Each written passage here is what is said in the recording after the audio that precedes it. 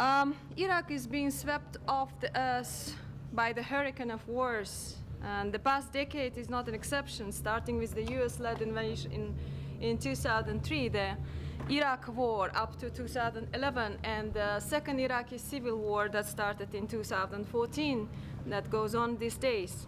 Continuous conflicts for decades have a negative impact on every person and every aspect of life within the Iraqi society.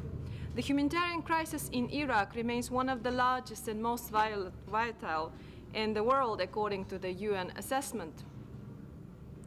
The surge in violence between armed groups and government and international coalition is resulting in 3 million internally displaced people, according to the UNHCR, and left more than 11 million people in need of humanitarian assistance. Up to these days and during the past decades, war crimes, crimes against humanity, and genocide are not investigated. Perpetrators enjoy impunity, and they fear nothing. These horrendous large-scale mass violations committed by the Iraqi government, security and military forces, government-allied militias, coalition military forces, the US-led coalition, international coalition, the ISIS and other non-state armed groups in Iraq. They are not investigated. Perpetrators are not held accountable, and victims remain without any remedy and reparation. And we have doubts that Iraqi government willing or maybe unable to ensure prompt and independent investigation and protection of civilians.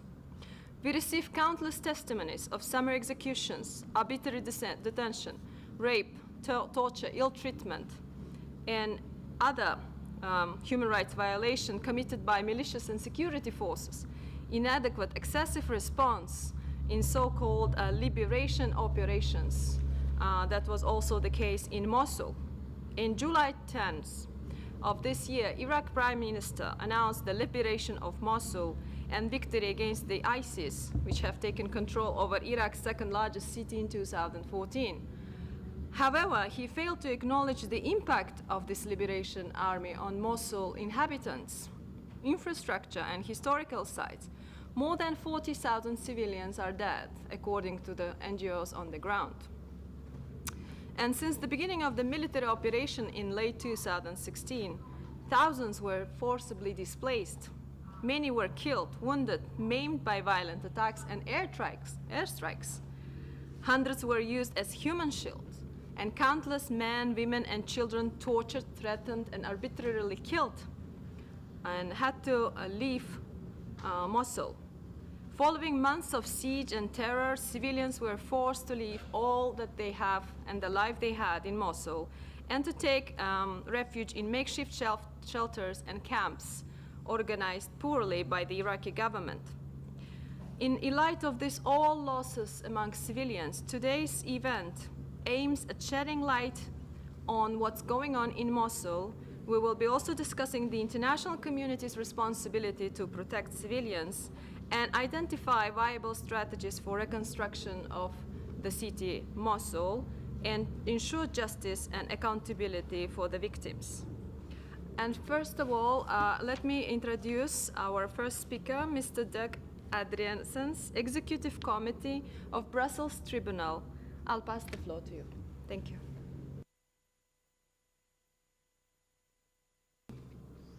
Thank you for your presence. I think the Mosul issue and the wider issue of the destruction of the Sunni cities in Iraq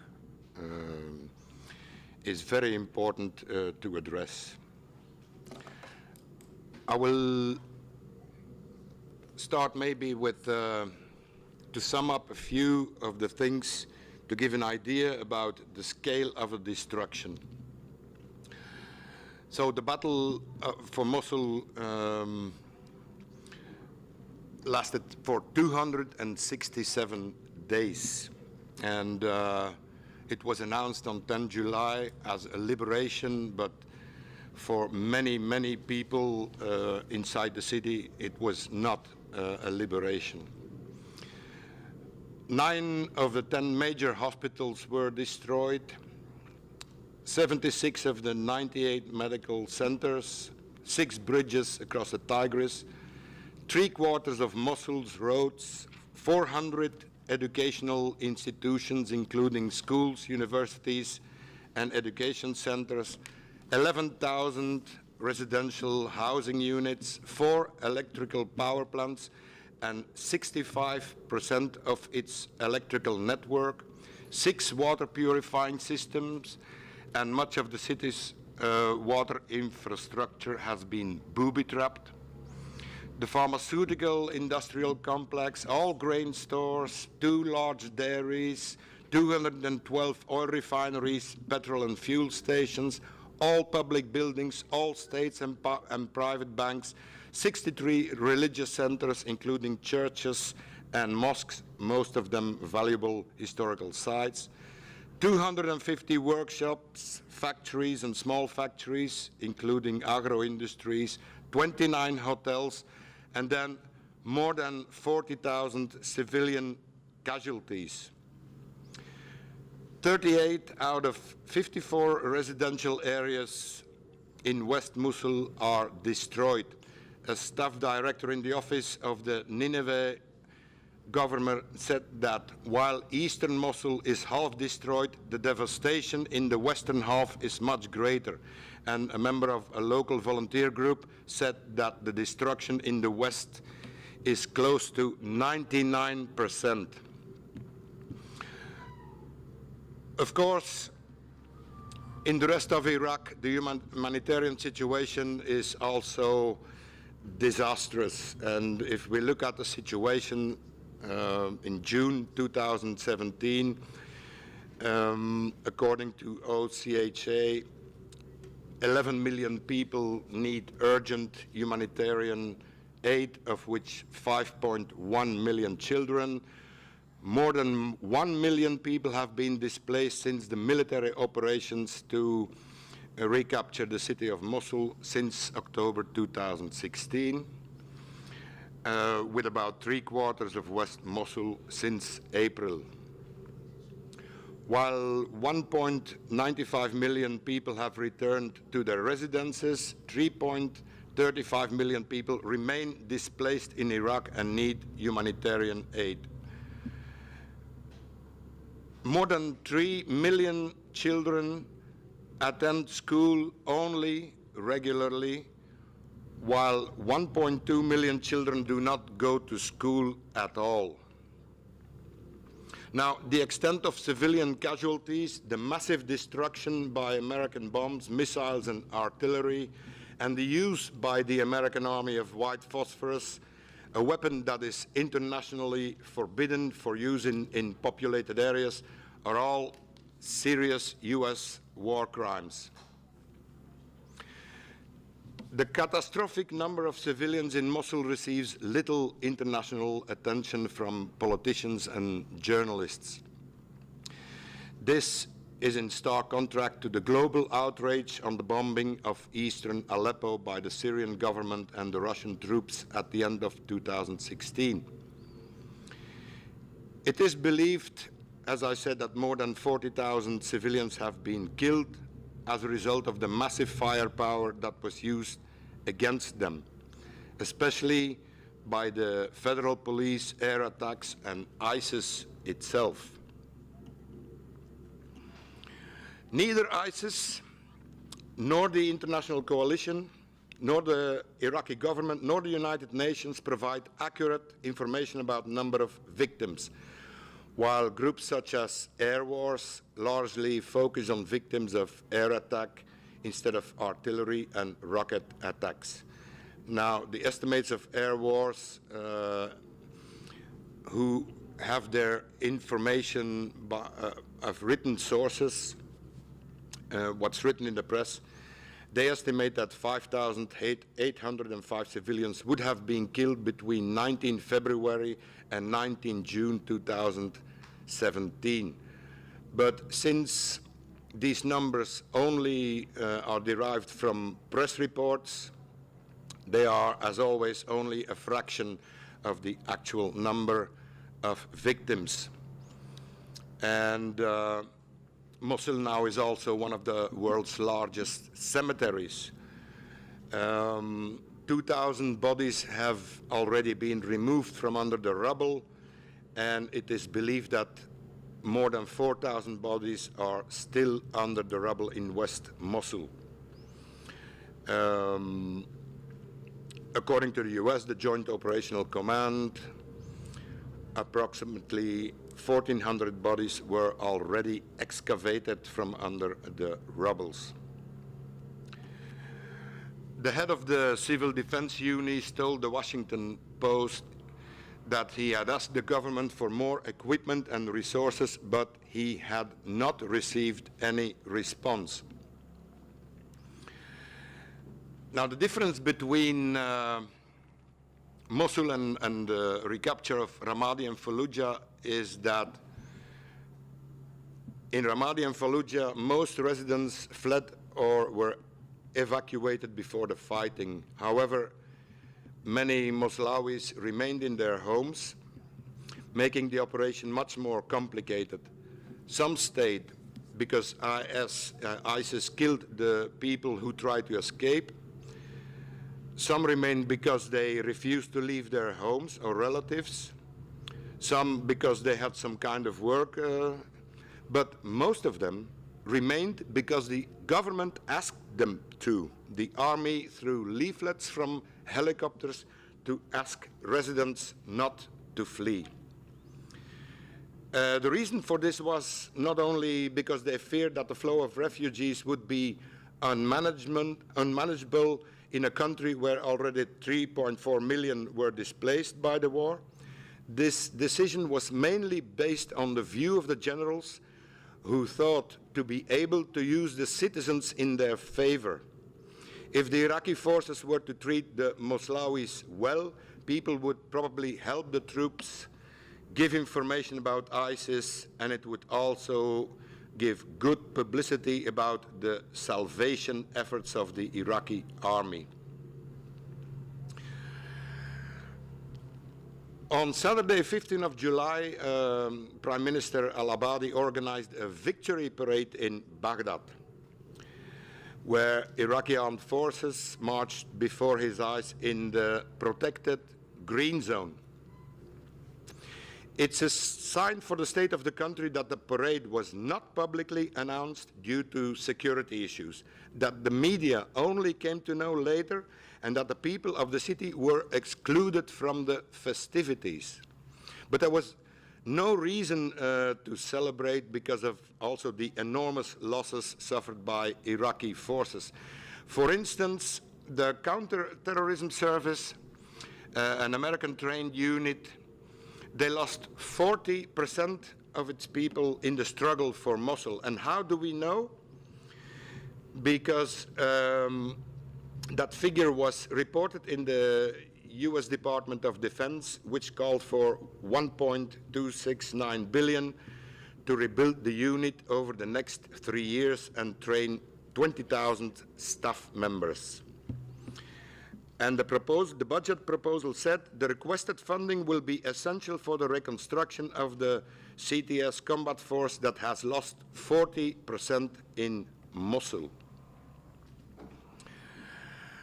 So another indication for the losses of armed forces are that Middle East Monitor reported on February 23 that 7,000 Iraqi soldiers and military members had already been killed.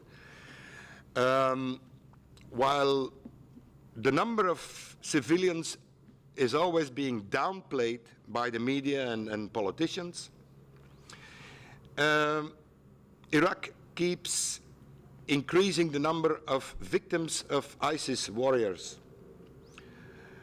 So on July 16, General Abdul Amir Yarallah of the Nineveh Operation Command announced that more than 25,000 rebels were killed during the Mosul campaign. On July 19, that number had already risen to 30,000.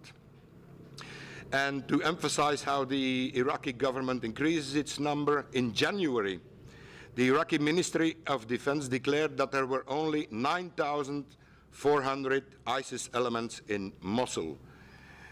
And the Americans, they are even worse. General Sean McFarland, commander of the US coalition, estimated that in August 2016, only 15,000 to 20,000 ISIS fighters remained in Iraq and Syria. But on a discussion at the Aspen Security Forum on Friday, July 21, General Raymond Thomas, head of the US Special Operation Command, claimed that the US-led offensive had killed 60,000 to 70,000 ISIS militants. So we suspect that many of these killed ISIS militants would have been civilians. Now, on Friday, July 14, according to the International Organization for Migration, 825,000 Moslawis were still displaced by the offensive. Men, women and children who escaped the destruction of Mosul are housed in tents, camps, often in virtual prisons. Return is impossible for the majority of these internally displaced war refugees. Many do not have homes to return to because of the artillery and air attacks, and most of the city has no access to water and electricity. Food is scarce, and schools and hospitals are destroyed.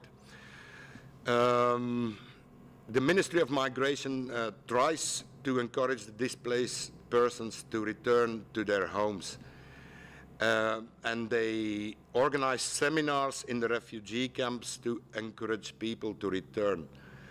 The UN interviewed displaced after such a presentation. Some said that they had nothing to return to because their homes were destroyed. They had no money left, and they didn't feel the need to return until the services were restored and the economy was relaunched. Another problem that the United Nations noted was that the Migration Department has no programs for people who return. The ministry also does not provide the monthly payments on which the displaced persons are entitled. Then another problem is that 10% of the explosives that have been used by the US coalition have not exploded, causing thousands of bombs and grenades to explode in the future, on top of the abandoned booby traps left by ISIS. And experts have warned that it may take a decade to clear all explosives in the city. Then, of course, there is also the corruption. There's a high level of corruption among the Iraqi soldiers occupying Mosul. They undermine the security measures to neutralize ISIS in the wake of their defeat. Suspected ISIS member, they can proceed through military checkpoints after payment of $1,000, and they can bring a vehicle after payment of $1,500. So Mosul residents are skeptical of what they can expect from government forces. Corruption by the occupying military forces take also other forms, like Moslawis pay soldiers $100 for removing a body from the rubble, and others pay $500 to return to their homes, if it's still habitable. But then Iraqi military and military units have always been accused of asking money for citizens' protection. Also, they demand money from truckers who bring goods to the civilian population, and so they are a particularly profitable milk cow if they go through military checkpoints. Destruction is nothing new for Iraq, and neither is the mismanagement of rebuilding. This problem was already on prominent display in a 2013 report by the Special Inspector General for Iraq Reconstruction, which found that the 60 billion in US funds spent over 10 years in the country produced few tangible results. The report blamed this on poor coordination with Iraqis, misplaced priorities, misplanned projects, contractor wastefulness, corruption, and security problems. Iraq's government, which spent $138 billion during this period, did not do any better. Former Prime Minister Nouri al-Maliki has lost $500 billion during his terms in office, according to the Iraqi Commission of Integrity. The Commission of Integrity is responsible for investigating corruption scandals in Iraq. And he said, the spokesperson said, nearly half of government revenues during the 8-year period was stolen. And he called it the biggest political corruption scandal in history. Iraq's oil revenues amounted to $800 billion between 2006 and 2014, and the Maliki government also received $250 billion of dollars from various countries, including the US. This is a bad sign for the eventual reconstruction of the destroyed cities in the Sunni areas, namely Ramadi, Fallujah, Mosul, and Al-Qaim, and others. Why do I tell you this about the corruption? I think it is very important to know that not only sectarianism is a factor in the destabilization of the Iraqi country, but also bad governance. Remarkable is the Mercy Corps 2-year investigation investing in Iraq's peace, published in January 2016. And the main finding from their investigation is that sectarianism is not the main cause of the current unrest. When the Islamic State quickly conquered a large part of the Sunni part of Iraq in 2014, experts describe this as a natural consequence of the sectarian heritage of the country and a consequence of the Sykes-Picot Accords. But from Mercy Corps' research between 2013 and 2015, it appears that the main factor for the rise of ISIS is not the sectarian division, but rather, as they call it, an absence of inclusive, responsive, and responsible governance. We must remember that this government has been supported by the United States and also by Iran. They have all observers in the ministries. Now, why did Mercy Corps come to this conclusion? The news about the resignation of Prime Minister Maliki in August 2014 was considered by the Sunni as good news. And just the announcement that Maliki would be replaced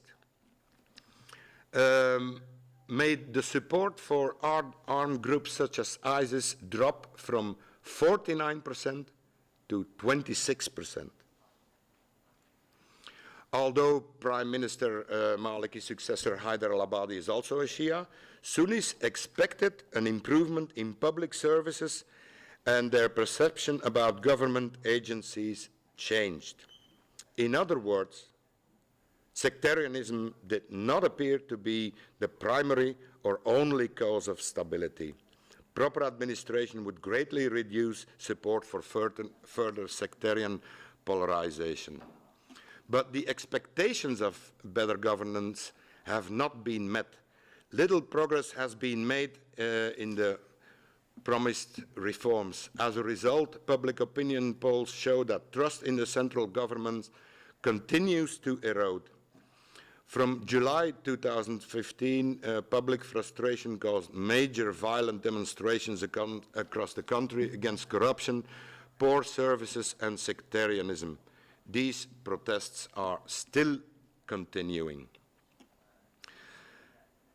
Nevertheless, the non-violent movement threatens to be overshadowed by the growing success of armed groups, including the increasingly powerful Shia militias. Prime Minister Abadi seems to have little control over these militias, and this poses a major threat to the future of Iraq and the reconstruction of its cities. If good government is not, the criteria for good governments are not being met, sectarianism could be the most important factor of instability in the near future. And the study, as I said, shows that improving government performance is essential for a just and peaceful Iraq. But that means that corruption has to stop, that the government infighting among Shia groups, among Sunni groups, that the infighting has to stop, and that they have to come up with a clear program for the future of the country. But also, unfortunately, donor investment in Iraqi civil society is deteriorating. In 2011, the US government's annual spending on one soldier in Iraq was an average of $802,000, or $80 billion a year for a minimum of 10,000 troops. What the US government has invested in democracy and civilian programs in 2016 is nothing compared to military spending. $72.5 million.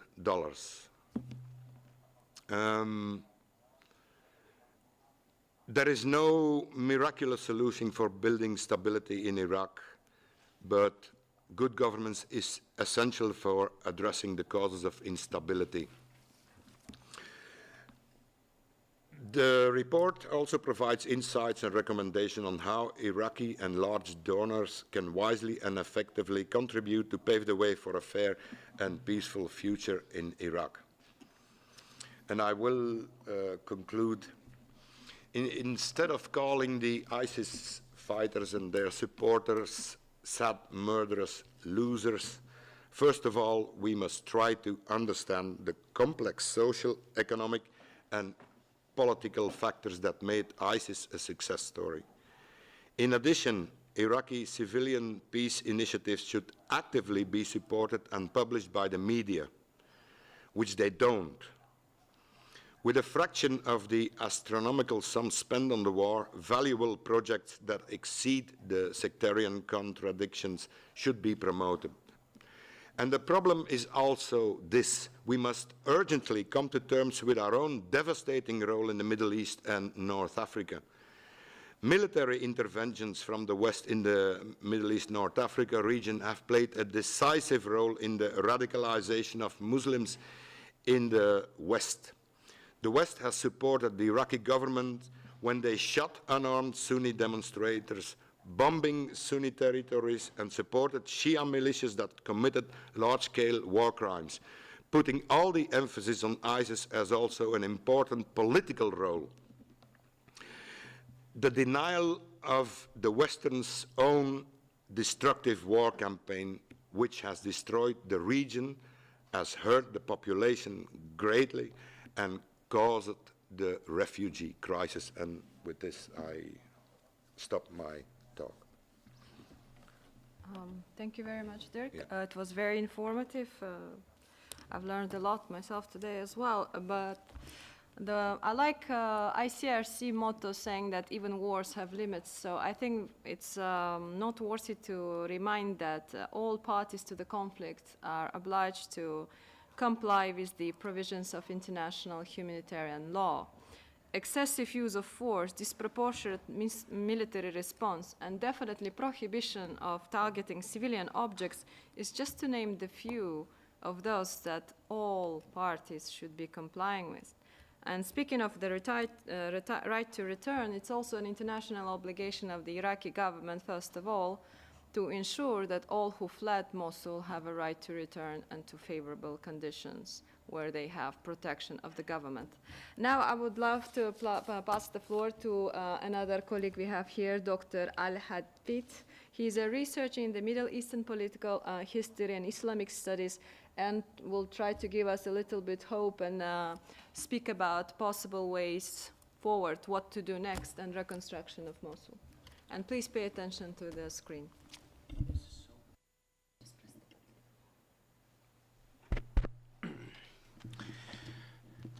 Good afternoon. Thank you for your presence, and I appreciate this opportunity to present the vision of Mosul Foundation, which is a non-governmental organization, non-profit organization, as it is stated out on the screen.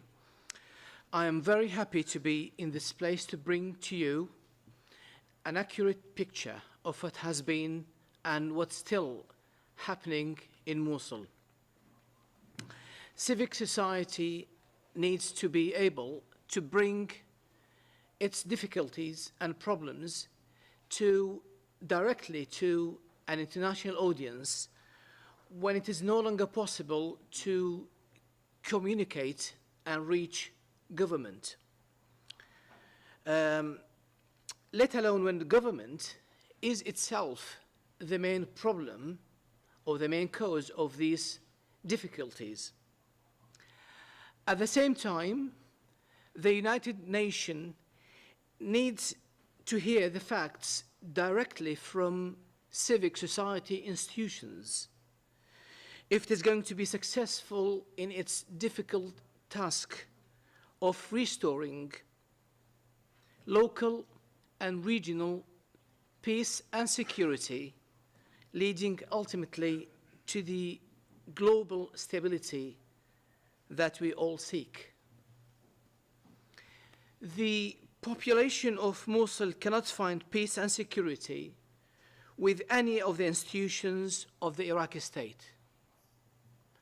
And with their city lying in ruins, they cannot find a place to shelter. Security has been a serious issue in Mosul since 2003.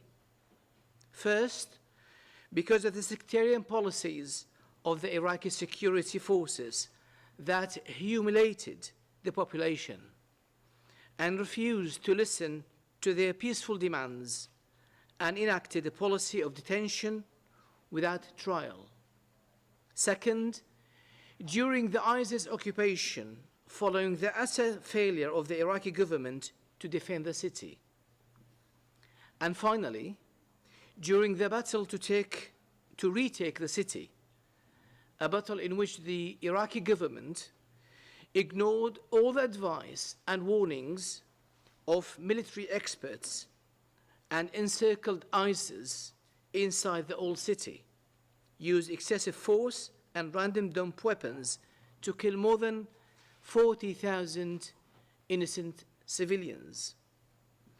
Iraqi government forces have been implicated by the United Nations and a multitude of human rights organizations in this crime that has resulted in the destruction of the city.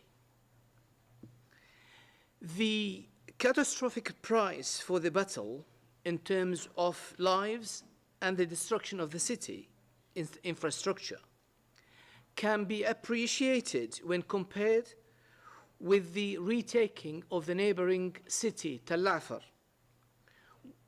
in which ISIS were allowed to withdraw, and the town was peacefully retaken, sparing the city and its population.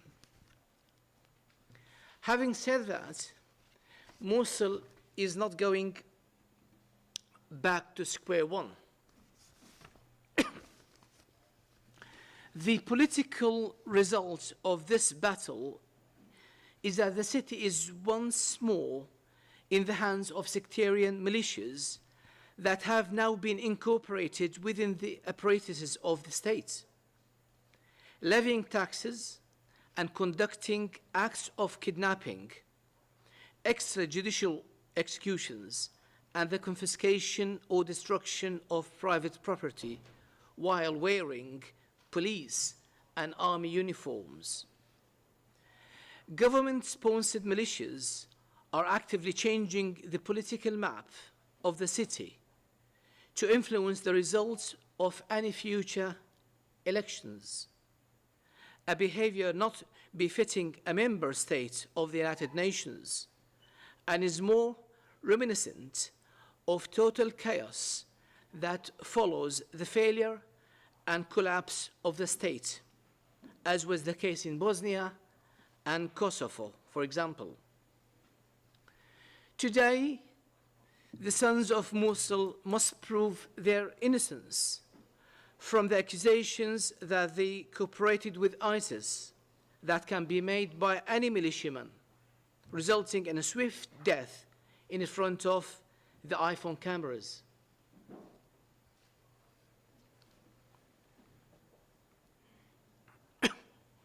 These are, of course, some of the images perhaps you've already seen about Mosul. This is Western Mosul, the historic sector of Mosul, which has been absolutely destroyed.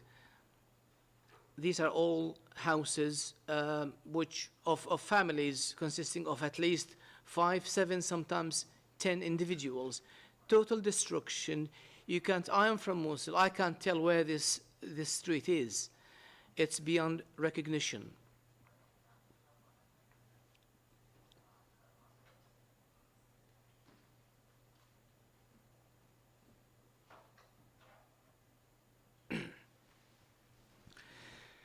The destruction of Mosul has been estimated at anything between 70% and 100%. The coffers are empty, and the government is corrupt.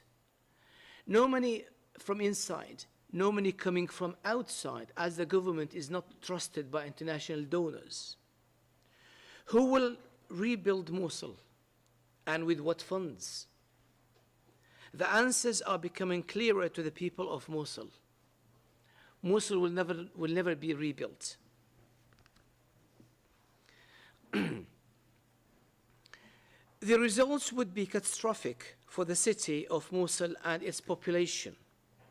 These include the ethnic cleansing on sectarian lines to change the demographics of the population, the destruction of the culture of religious and ethnic tolerance, for which the city is renowned and which the region is in much need for, the removal of a major center of civilizations in the region that has long acted as an intellectual safety valve, the creation of a drug economy based on the influence of powerful warlords, the rise of a vice-based economy, mysterious monies made available, and this is happening already, to buy land and real estate in Mosul at tempting prices, the transformation of the character of the city's population from that of an ancient center of civilization to one of refugee camp dwellers, and the creation of a new generation of millions of uneducated, helpless young people and extremists, the destruction of the cultural, artistic, intellectual, and artisans' folk heritage of Mosul society.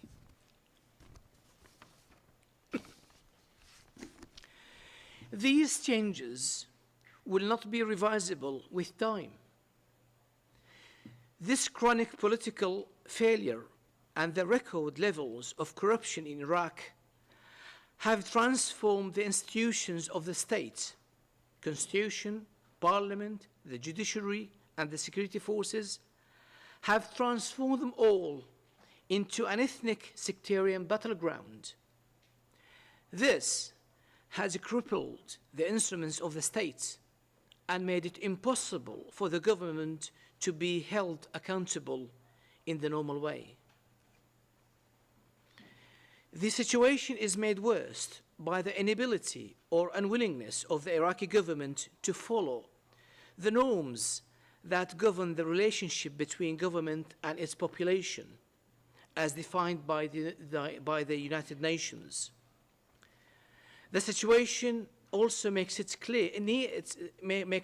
near impossible for Mosul civic society to make any form of meaningful contribution towards finding a solution based on the experience of other nations. The destroyed city of Mosul, named Hiroshima's twin, is facing a stark conundrum. No redevelopment without scrupulous, competent administration. No honest administration without security, and no security without the removal of the state-sponsored militias from the city. The cost of this conundrum is colossal. Security is the key to the rehabilitation of Mosul. The population of the city cannot find peace and security with any of the institutions of the Iraqi state. And the only remaining viable option left in the face of the annihilation of the city is to seek international protection for the city. In the light of these considerations, Mosul society, represented by its professional sons and daughters, calls the United Nations to declare Mosul a disaster city and provide protection for its citizens to fill the following vital duties. Number one, provide security and international supervision on the removal of militias from the city. Two, oversee the removal of corrupt government-appointed officials from city offices and institutions. Three, enable civic society to form a temporary political administration to run the city and prepare for future elections to determine the nature of the city governing administration. Four, oversee the allocation of part of the national oil revenues as an oil for redevelopment and compensation program to be deposited in a special fund together with any international donations. And five, international supervision of the funding and execution of all redevelopment projects. This catastrophic state of affairs was predicted by the Mosul Foundation before the battle to retake Mosul. The Foundation warned of the results of this battle and put forward a realistic roadmap to deal with this situation. Today, and after what we had predicted sadly became a reality, we are advocating for this roadmap with the support of tens of thousands of the sons and daughters of Mosul from all walks of life and from all professionals and specializations. The Mosul Foundation hopes that you and the United Nations Agency will respond positively to this legitimate and just request. And thank you very much for your generous attention.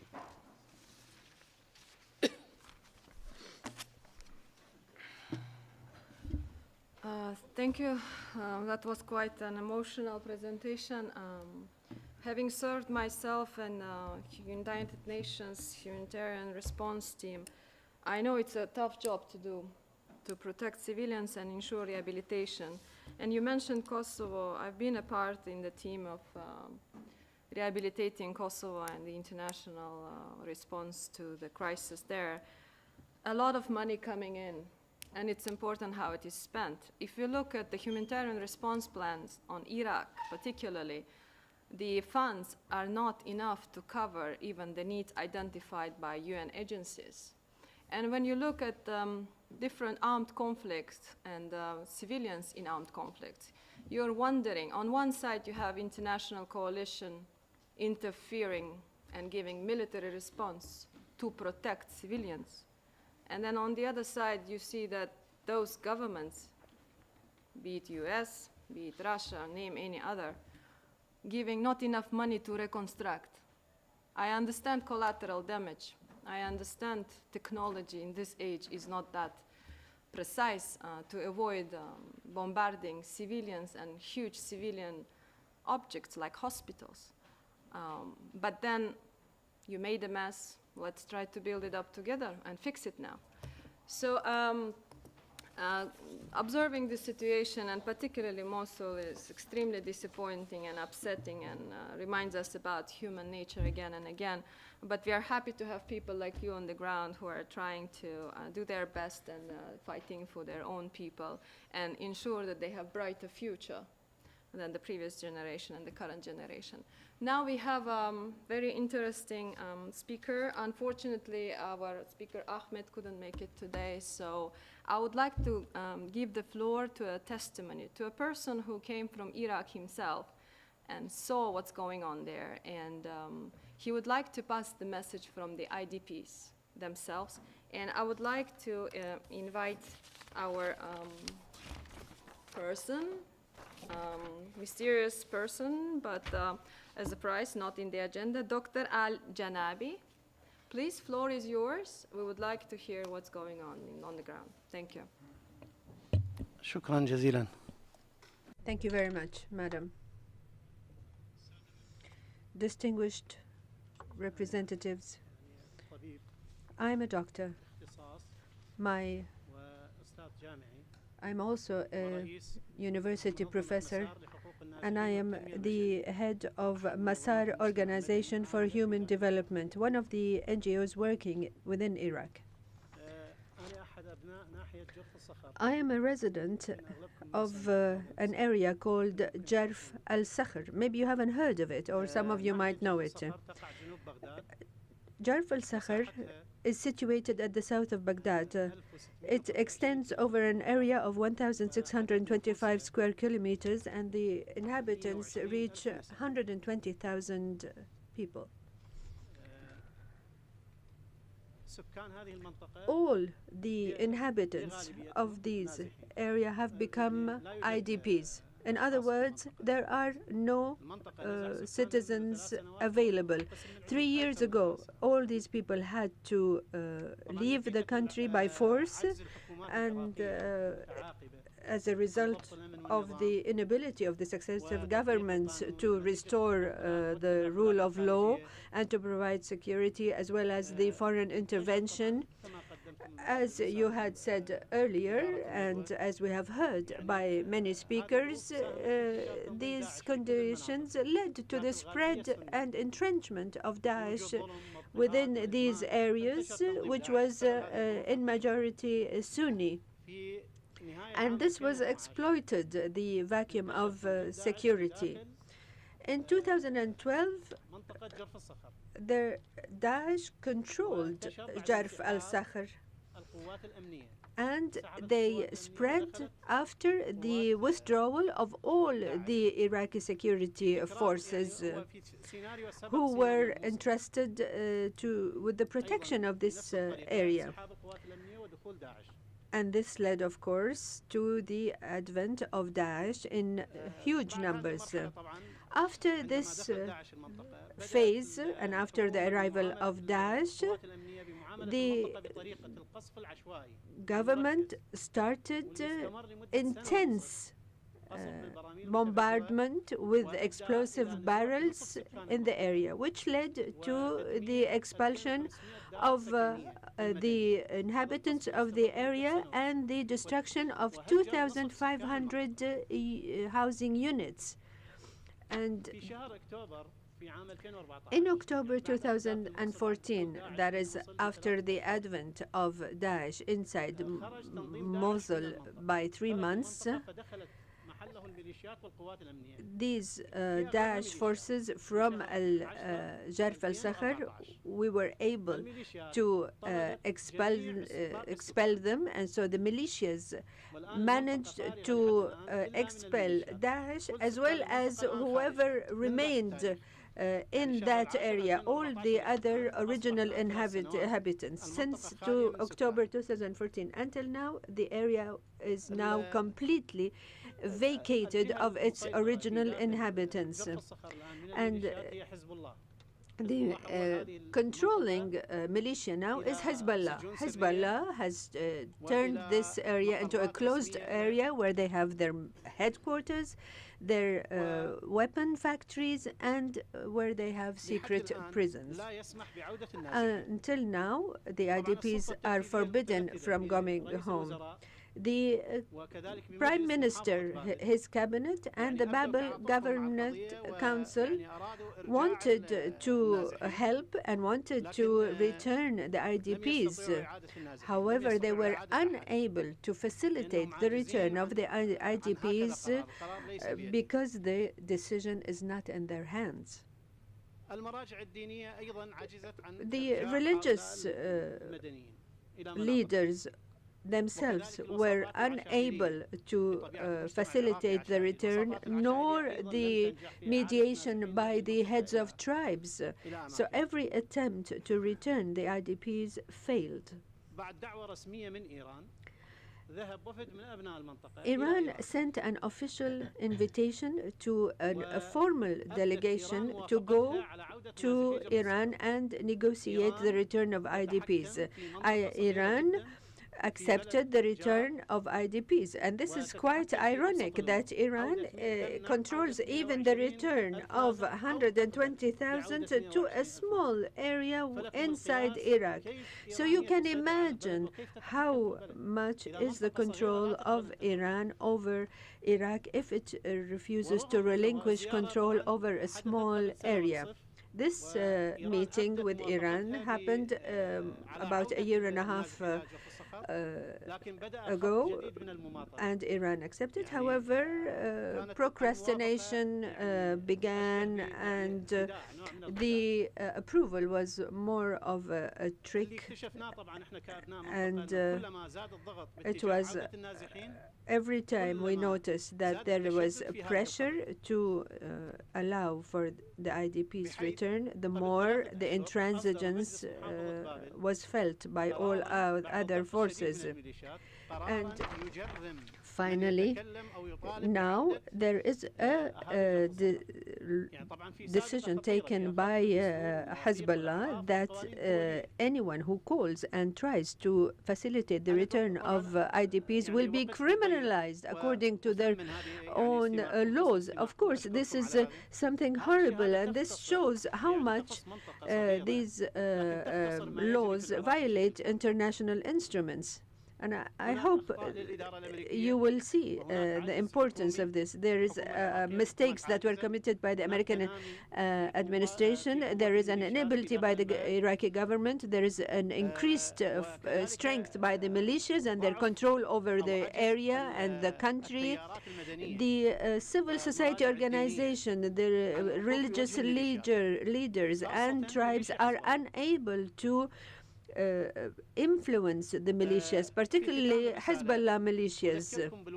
In conclusion, I should like to remind you of your human responsibility and call upon all peace-loving countries to bring pressure to bear, to do their utmost in order to provide assistance to and facilitate the dignified return of all IDPs to their areas. Thank you. Thank you very much. It's very important to get information from the first hands and the witnesses by themselves sharing their stories with us and what's going on the ground. Before we pass to the questions part of the side event, I would like to remind you that the full report of this event will be published very soon on the webpage of the Geneva International Center for Justice. And referring to Iran, we have also a publication that will be distributed now on human rights violations in Iran. Now we have the time for questions. If you could address the speakers' questions first. The lady, please. Introduce yourself and just speak up. Merci, madame. Je vais parler en français et je serai assistée. Non, la modérateur vous aidera. C'est Raël qui traduit. Ok, d'accord. Merci.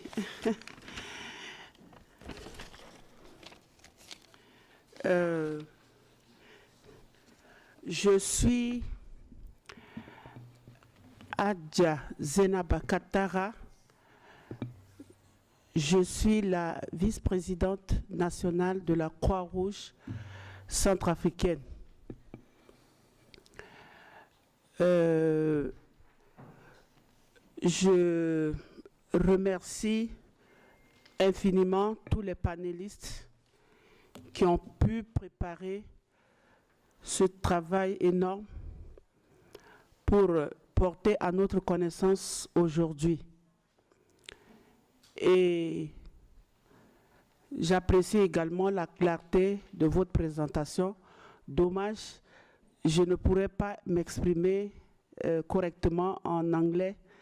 Je suis obligée de prendre la parole en français. Rien qu'à voir et écouter vos différentes présentations, je peux dire que c'est un événement apparenté à tout ce qui s'est déroulé en République centrafricaine. Nous avons vécu les mêmes choses, comme Mosul a vécu.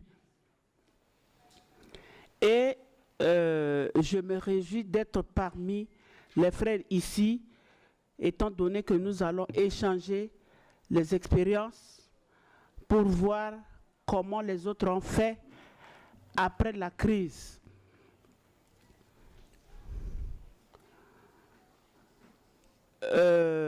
Sur la page que j'avais reçue, je vois qu'il y a des femmes qui portent les enfants entre les mains. Et c'est ce qui se passe partout dans le monde.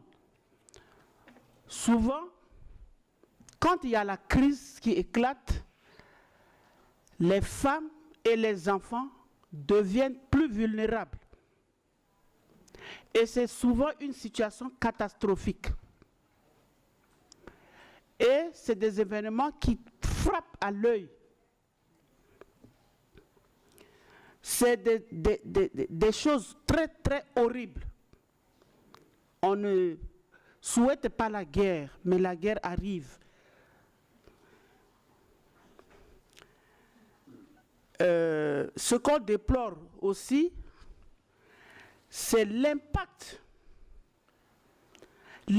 de cette guerre sur l'avenir des enfants et du coup l'avenir du pays.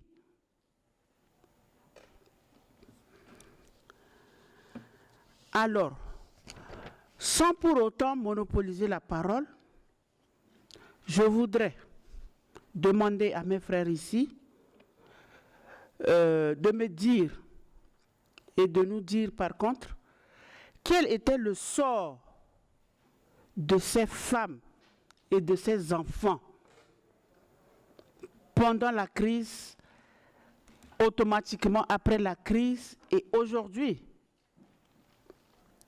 Deuxième question. Quel était le rôle que la Fondation Mosul a joué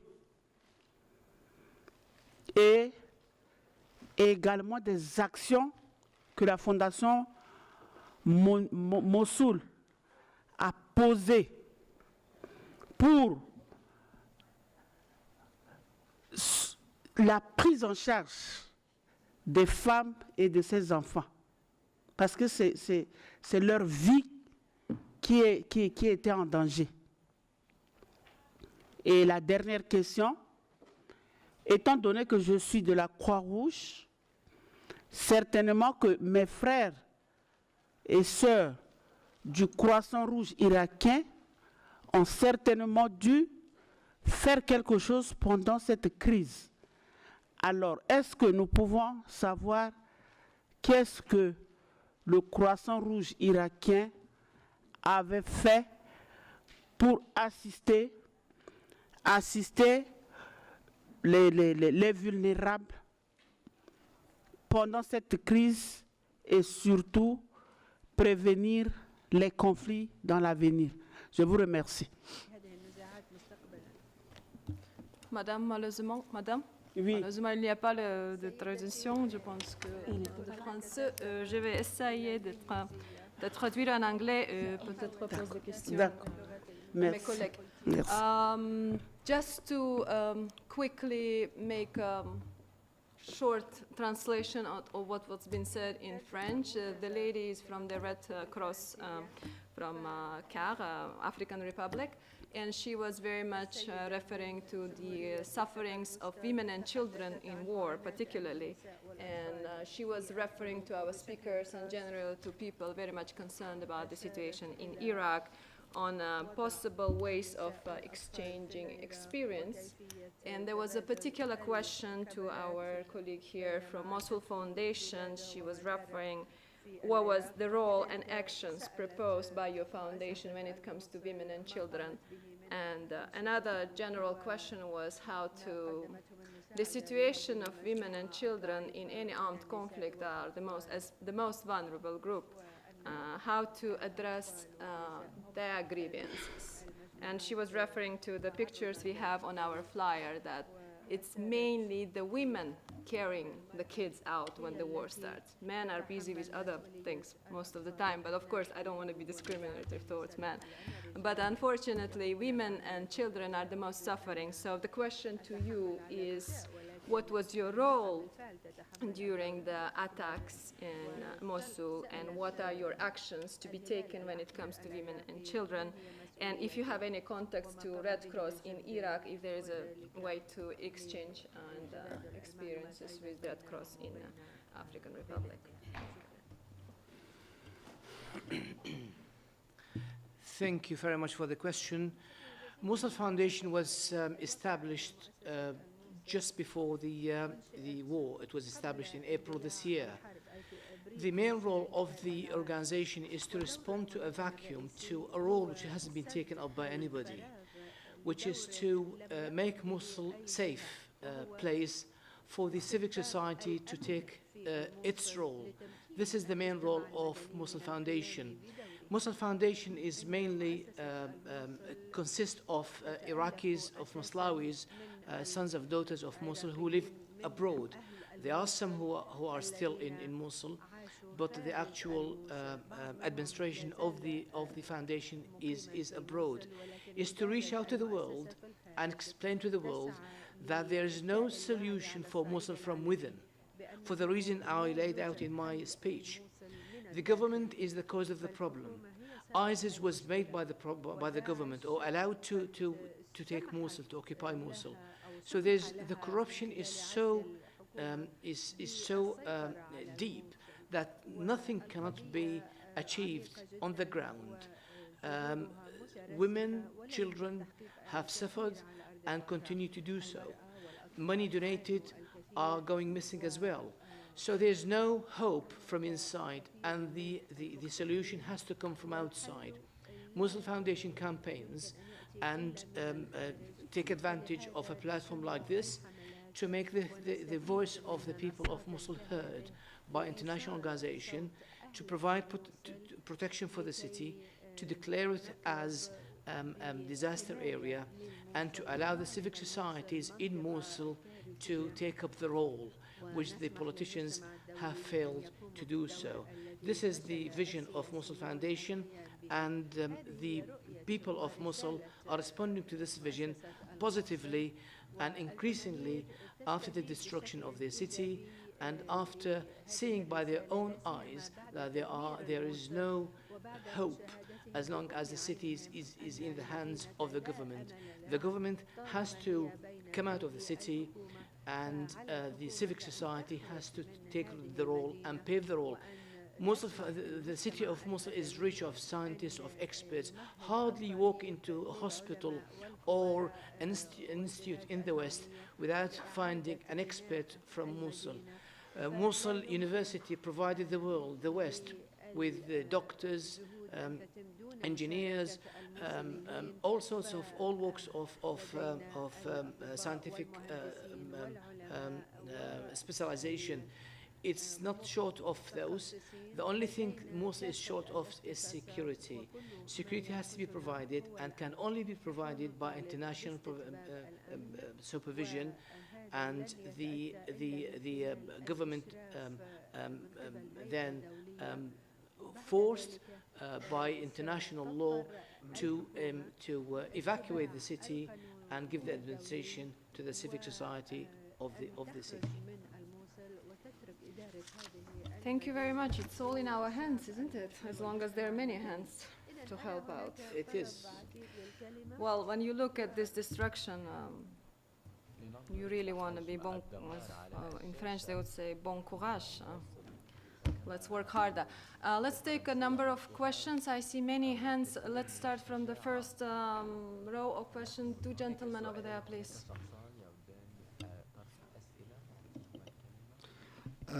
طارق شندب من المركز الدولي للدراسات السياسية. Tariq Shindi from the Center for Political Studies.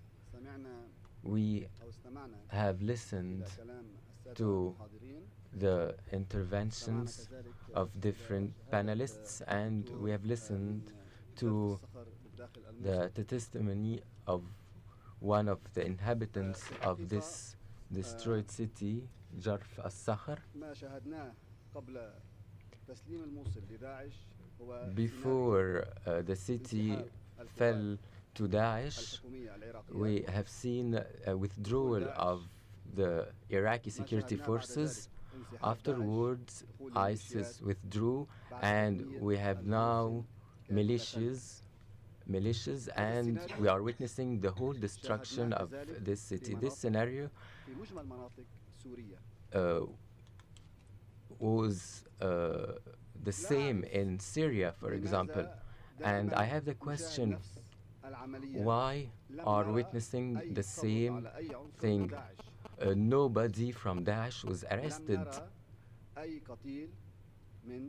Nobody or nobodies were found from the fighters of Daesh. I would like to comment on something. One of my Yemeni friends, who is an activist in human rights, Houthis have made atrocities, but this is greater than what Daesh have done to the Iraqi population. But unfortunately, Daesh concluded an agreement with Hezbollah, and the Syrian regime was protected and is enjoying the international protection, and now they went to Raqqa, and the international media said the mission is done.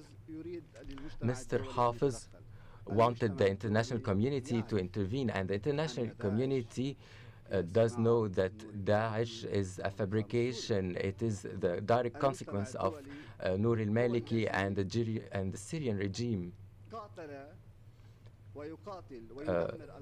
Unfortunately, this regime is destroying the country with the help of Shia militias. The international community doesn't want to bomb Daesh. These are questions that we have to raise before everybody. Why Daesh is everywhere in Iraq and in Syria without any intervention from the international coalition or the international community? There is an alliance between Daesh and the Iraqi government, and I would like to summarize the situation. Daesh is Hezbollah and the terrorist militias. They are all the same, and they are made in Iran. Daesh, Hezbollah, and Shia militias are all the same. As I said, the only difference between all these factions is that Daesh, when they kill and massacre, they propagate their atrocities via social media.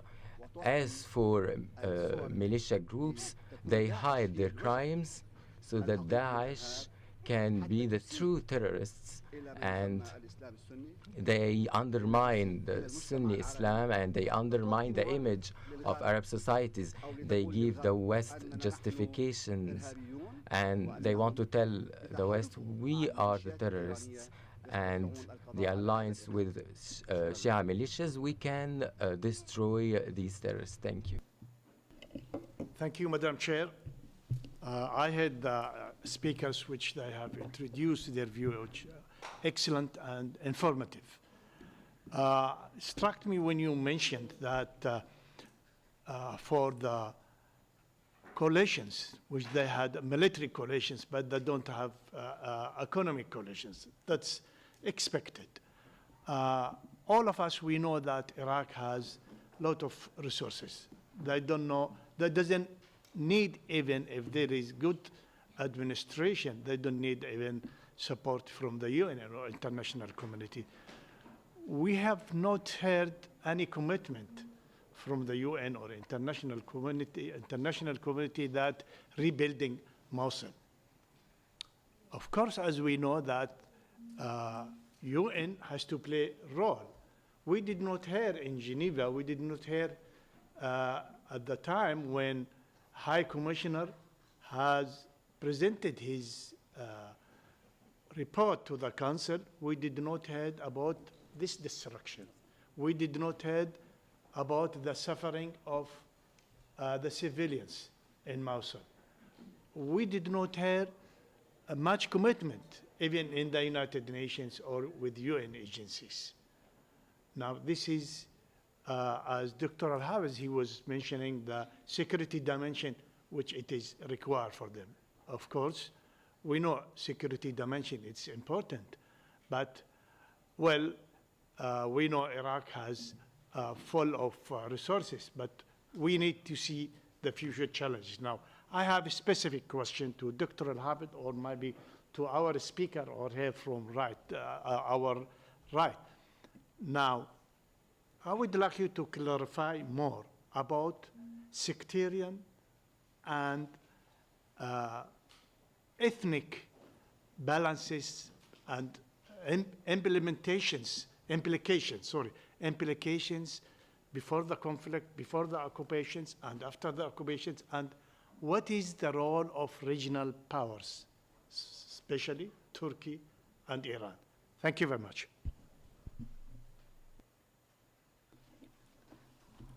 مرحبا، هدى صلاح الدين من مؤسسة الميزان لحقوق الإنسان من فلسطين. My name is Huda Salahuddin from Mizan in Palestine. We Palestinians are particularly sensitive when we see the situation of Arab countries, particularly after the Arab Spring, because in 1948 we lived the Nakba, we lived the displacement, we lived disenfranchisement and dispossession. Therefore, we can empathize, we feel what is happening, and we are not objective when we look at these photos. We understand the pain of the Iraqi, Syrian, and Yemeni peoples. Mr. Hafiz, you said that what is taking place in Mosul and in Iraq in general is the failure by the politicians, by the international community. But I feel if they really wanted to move and to react, they would have done that from the first year these events began to happen. And this is not the first time that I attend an international forum like this one. A year ago, I was at the European Commission, and I worked there for 3 months in the Commission for Human Rights and Foreign Relations Committee. And every time there is an event or a lecture or a seminar on Syria, on Palestine, every session was concluded with that we call upon this, we want, but it fizzles down to zero, to nothing. It remains statements up in the air. It remains a whitewash of all what's happening. And I believe when we limit the calls on Arab countries, we never see any Syrian action. So why do you think that Arab populations are stagnant? They don't react? From the lady, just to keep the gender equality, and I'm afraid we have just 10 minutes for our dear speaker and our gentleman behind there to reply. Please go ahead. شكرا. حقيقة أولا أعرف عن نفسي. Thank you. I am Huda Al-Sarari, a lawyer from Yemen. I agree with what I have seen regarding the destruction and terrorism in Mosul. And this reminds me of what my country, and particularly Aden, is going through when the Houthi militias took over my city. And the civil organizations and the activists were able to provide services. We also helped in humanitarian rescue and search. And we also faced Al-Qaeda, and as a civil security, as a civil organization, we stepped up our work. But I disagree with you regarding security. Security can only be begotten through the security forces and the state of law. I don't believe that any international organization or the international community can bring security to a country. We also need the assistance by humanitarian organizations to remove the corpses. We were not given any assistance. We had, as civil organization and activists, to remove bodies and to clean because we suffered cholera spread and other diseases. Hence, my reiteration that the work has to come from the local communities. Thank you. With the permission of the gentleman, can I just go straight to the answer of the lady here and then come back to your question, if you may? The lady touched upon a very important point, which I think it's in the minds of everyone here, as why the international community is not responding to our calls. And this is a fact. This is a very stark fact. But I disagree with the comments the chairman used. Is this wasn't an emotional speech. It was a strategic speech in my vision. Now that problems is the center of the whole issue, as why the international community is not responding. It will never respond. This is not contradiction. It will respond because there are no favors in international politics. There are no favors.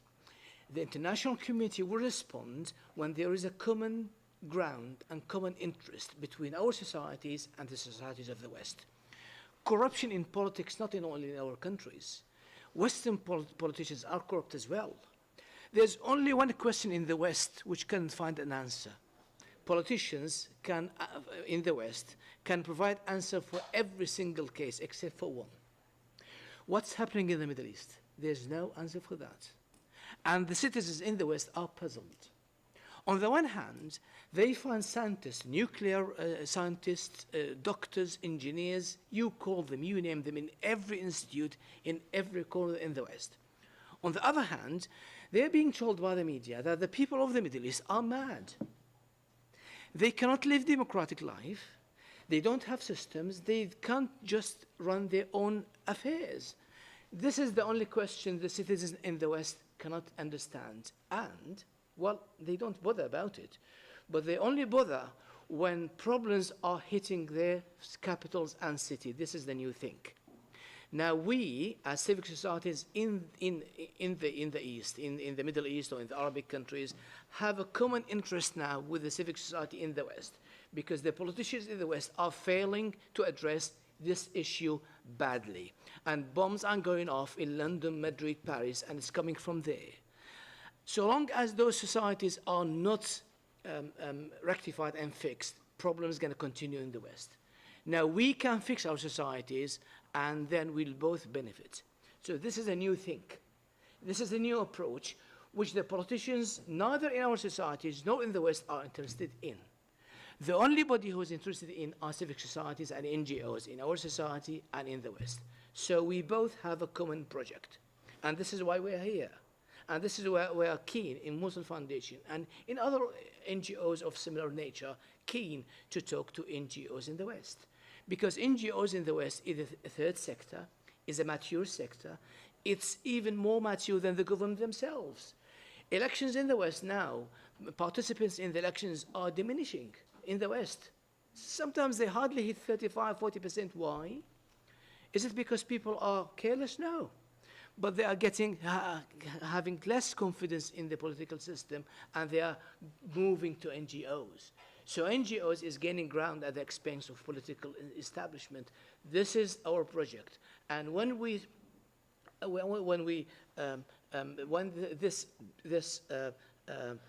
project is the joint project of our societies in the East and the West is mature, we will find results.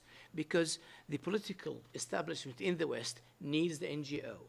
The NGO can let the political establishment down.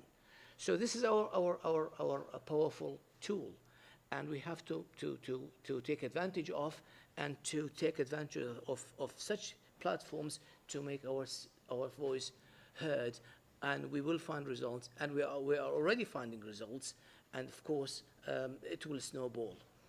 I will address, I will come back to the gentleman there.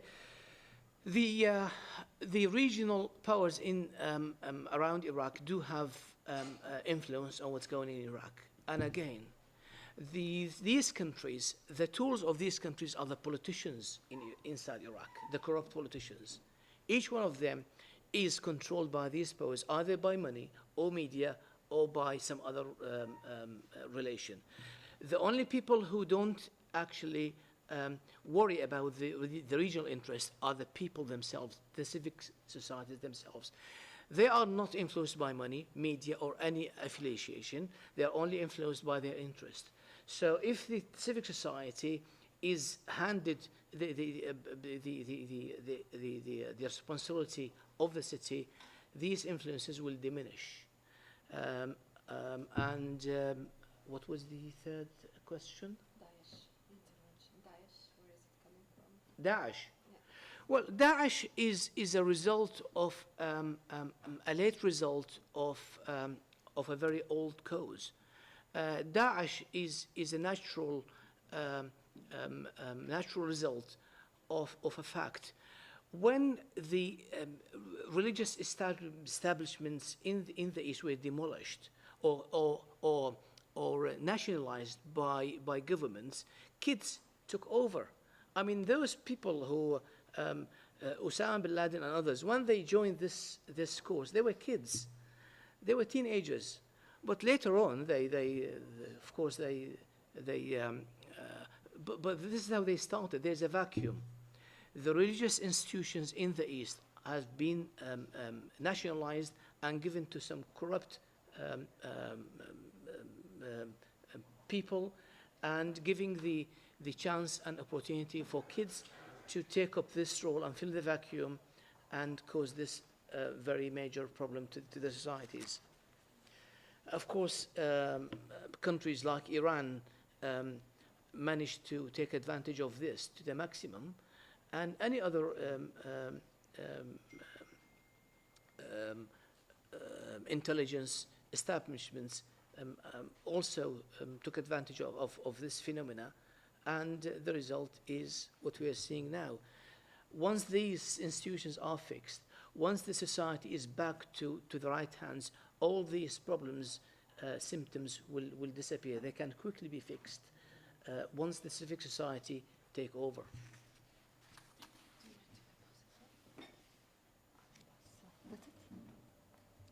Thank you very much. It's a pleasure to listen to you. And I will just pass a few minutes to Dr. Al-Janabi.